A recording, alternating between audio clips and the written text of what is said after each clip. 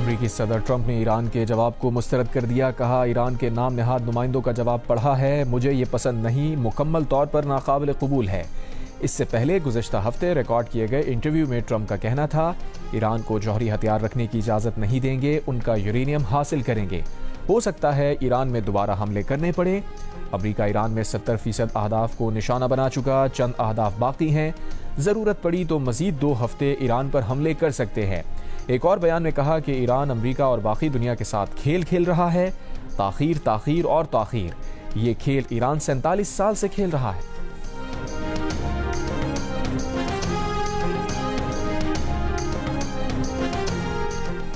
ایران نے امریکی تجاویز مسترد کر دیں. ایرانی سرکاری میڈیا کے مطابق امریکی تجاویز امریکی صدر ٹرمپ کے حد سے زیادہ مطالبوں کے آگے ہتھیار ڈالنے کے مترادف تھی. ایرانی تجاویز میں امریکہ کو جنگی نقصانات کے معاوضے کی ادائیگی پر زور دیا. ایرانی تجاویز میں آبنائے ہرموز پر ایران کی خود مختاری پر زور دیا گیا.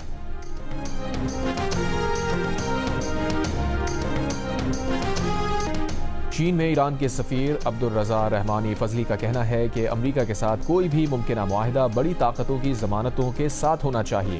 چین ایران اور امریکہ کے درمیان ممکنہ معاہدے کا ضامن ہو سکتا ہے. ایرانی سفیر نے کہا چین اور روس 2 بڑی اور با اثر طاقتیں ہیں. امریکہ اور ایران کے درمیان ممکنہ معاہدے اقوام متحدہ کی سلامتی کونسل میں بھی بات ہونی چاہیے.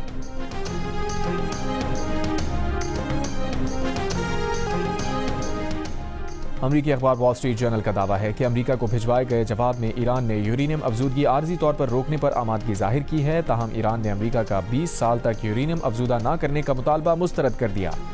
ایران کی جنگ بندی اور آبنائے ہرموز مرحلہ وار کھولنے کی تجویز ہے.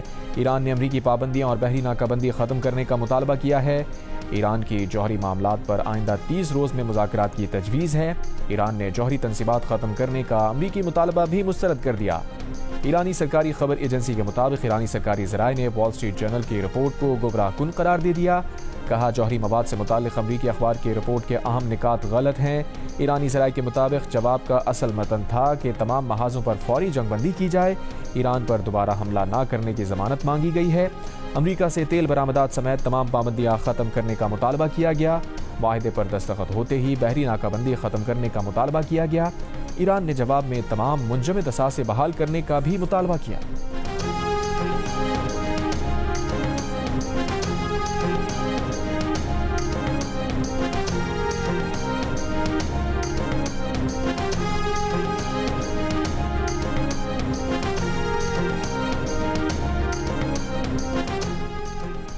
وزیر اعظم کا ہر سال 10 مئی کو یوم مارکہ حق بنانے کا اعلان. اسلام آباد میں منعقدہ مرکزی تقریب سے خطاب میں کہا جنگ مسلط کرنے پر افواج پاکستان نے بزدل دشمن کو ایسا جواب دیا کہ وہ 4 گھنٹوں میں ہی جنگ بندی کی درخواست پر مجبور ہو گیا.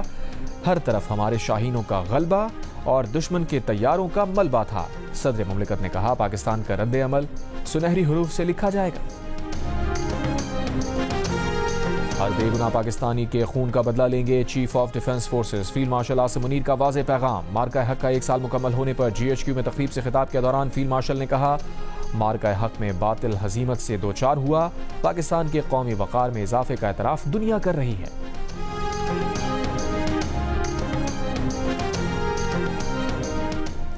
اکتوبر ریسنگ میں رکن پنجاب اسمبلی ایوب گھادی نامعلوم افراد کے حملے میں زخمی. DHQ اسپتال منتقل. پولیس کے مطابق فائرنگ سے MP ایوب گھادی کے 3 ساتھی جاں بحق ہو گئے. واقعہ رجانہ میں MP ایوب گھادی کے ڈیرے پر پیش آیا. IG پنجاب عبدالکریم کا نوٹس. RPO فیصل آباد سے رپورٹ طلب. اسلام آباد راولپنڈی چکوال اور ایبٹ آباد میں گرج چمک کے ساتھ موسلادھار بارش. اسلام آباد میں موسم کی خرابی کے باعث کئی پروازیں متاثر. لاہور میں آندھی اور بارش. مختلف علاقوں میں بجلی معطل. ملکن سوات نوشہرہ شمالی وزیرستان سمیت KPK کے متعدد علاقوں میں بارش. سوابی میں آسمانی بجلی گرنے کے باعث مختلف حادثات میں 6 افراد زخمی. کئی علاقوں میں بجلی معطل. وادی نیلم اور مظفر آباد میں بھی بارش.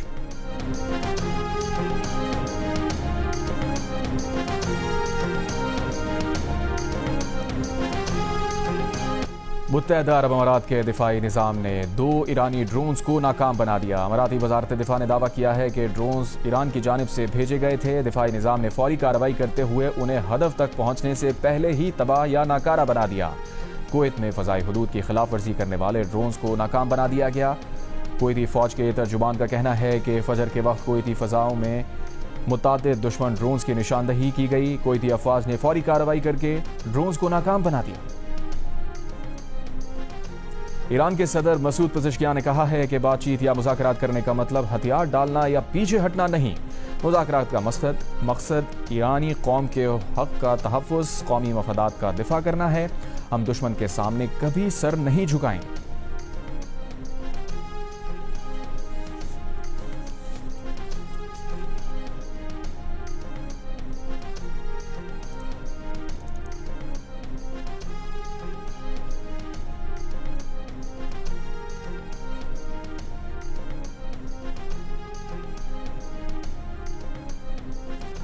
ایران کے نائب وزیر خارجہ کاظم غریب آبادی نے کہا ہے کہ ابنائے ہرموز کے ارد گرد جنگی جہازوں کی تعیناتی بحران میں اضافے کے سوا کچھ نہیں.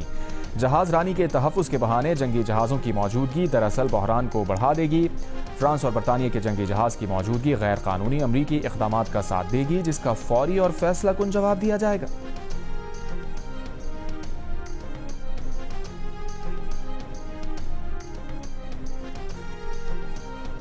جنگی بحری طیاروں کی تعیناتی ایک سیکیورٹی مشن ہے. یہ سیکیورٹی مشن ایران کے ساتھ ہم آہنگی سے انجام دیا جائے گا. نائب ایرانی وزیر خارجہ کے بیان پر فرانسیسی صدر میکرون کا رد عمل. کہا ابنائے ہرموز میں بحری جنگی جہازوں کی تعیناتی کا کبھی تصور نہیں کیا تھا. ایران کی متحدہ فوجی کمانڈ کے سربراہ علی عبداللہی کی ایران کے رہبر اعلیٰ مجتبیٰ خامنہئی سے ملاقات. ایرانی میڈیا کے مطابق ضلع مستونگ میں لکپاس ٹول پلازا کے قریب کسٹم آفس کے ویئر ہاؤس میں آگ لگ گئی. متعدد گاڑیاں لپیٹ میں آئیں. 35 افراد جھلس کر زخمی. علاج کے لیے کوئٹہ منتقل کر دیا گیا. 10 فائر ٹینڈرز آگ بجھانے میں مصروف. حکام کے مطابق ویئر ہاؤس میں LPG سلنڈرز، ایندھن اور کیمیکل موجود ہے. آگ لگنے کے بعد متعدد دھماکے سنے گئے. صورتحال خطرناک قرار.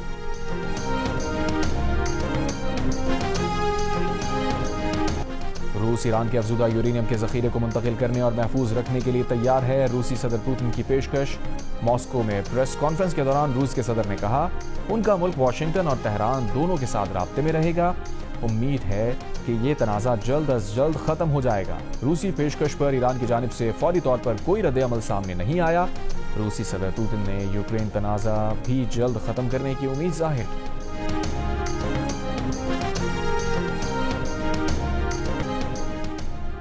کراچی کے علاقے گلستان جوہر بلاک 8A سے 25 بکرے چوری کر لیے گئے. بکروں کے مالک نے درخواست ملیر کینٹ تھانے میں جمع کرا دی. چوری کیے گئے بکروں کی مالیت 19 لاکھ روپے سے زائد ہے. بکری چوری کرنے کے واقعے کی ویڈیو بھی جاری. پولیس کا کہنا ہے کہ CCTV کی مدد سے ملزمان کو تلاش کر رہے ہیں.